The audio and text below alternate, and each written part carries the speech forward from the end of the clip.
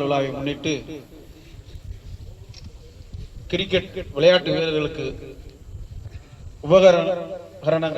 உபகரணங்கள் வழங்கும் விழா நிகழ்ச்சிக்கு வருகின்றிருக்கும். நாங்கள்லாம் அந்த வயசுல உழைக்கும் போது கம்பு, கேழ்வரகு, சோளம் இதெல்லாம் அதிகமாக அப்போ கிடைச்சது. அப்போ சாப்பிடுவோம். அதுக்கு அடுத்து ஒரு ஃபேஷன் மாதிரி இருந்துச்சு. நல்லா அது கிடைச்சா கூட அதை விட்டுட்டு அரிசி அரிசியெல்லாம் சாப்பிட்டு இன்னைக்கு அதன் மூலமாக தான் இந்த மாதிரி ஆரோக்கிய குறைவு வந்துருக்கு. இப்போ இளைஞர்களே பாதிக்கப்படுறாங்க. இதுக்கு என்ன மாற்று வழின்னு சொன்னால் ஒன்றே ஒன்று தான், விளையாட்டு ஒன்று தான் ஆரோக்கியமாக இளைஞர்களை உடல் ஆரோக்கியம் மன ஆரோக்கியத்துக்கு சரி. விளையாட்டில் வந்தாச்சுன்னா டைவர்ஷன் இங்கே வந்துடும். இன்னைக்கு வாட்ஸ்அப், ஃபேஸ்புக், ட்விட்டர் நான் சொல்லல பரிணாம வளர்ச்சி எவ்வளோ கம்ப்யூட்டர் நம்ம அறிவியல் சார்ந்த வளர்ச்சிக்கு நான் வந்துட்டாலும் அதில் எவ்வளோக்கு நன்மை இருக்கோ அவ்வளோ தீமை இருக்கு. கபடி அதில் அந்த யூனிட்டி கிடைக்கும், ஒற்றுமை. ஆக ஜாதி மதத்திற்கு அப்பாற்பட்டு அனைவரும் ஒரு தாய் மக்கள் என்ற உணர்வை ஏற்படுத்துகின்ற எது என்ன சொன்னால் அந்த இதுவும் விளையாட்டு தான். விளையாட்டில் இதை மாதிரி போட்டிகளுக்கு உண்டு.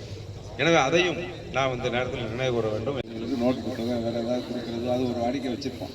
இன்னும் அந்த மாதிரி ஒவ்வொன்றில் வச்சாலும் அம்மாவுடைய பிறந்தநாளை அம்மாவுடைய நினைவை போற்றுவோம்னா அம்மாவோட தான் விளையாட்டுக்கு எத்தனையோ முதலமைச்சர் வந்தாலும் தமிழகத்தில் விளையாட்டை முதன்மையாக்கி விளையாட்டு வீரர்களை சொல்லி அவர்களை முன்னிலைப்படுத்தி சாதாரண விஷயம் இல்லை. 50 லட்சம் ரூபாய் இருந்ததை 3 கோடி ரூபாயை உயர்த்தி அப்படின்னா தான் அந்த தங்கப்பதக்கம் வாங்கணும்.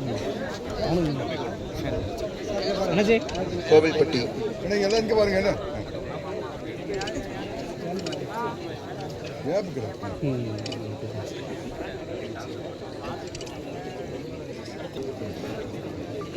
டீம் ஜிக்ஸாக் வள்ளுவர் நகர்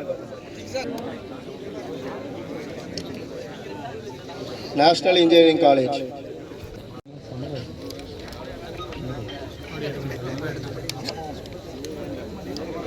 ரைசிங் ஸ்டார்ஸ்